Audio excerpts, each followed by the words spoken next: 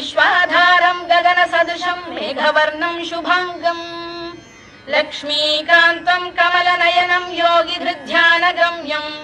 वन्दे विष्णुं भवभयहरं सर्वलोकैकनाथम्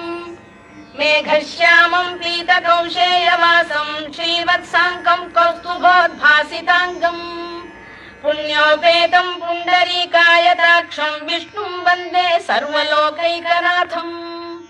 नमः समस्तभूतानामादिभूताय भूभृते अनेकरूपरूपाय विष्णवे प्रभविष्णवे सशङ्खचक्रं सकिरीटकुण्डलं सपीतवस्त्रं सरसीरुहेक्षणं सहारवक्षस्थलशोभिकौस्तुभं नमामि विष्णुं शिरसा चतुर्भुजम् छायायां पारिजातस्य हेमसिंहासनोपरि आसीनम्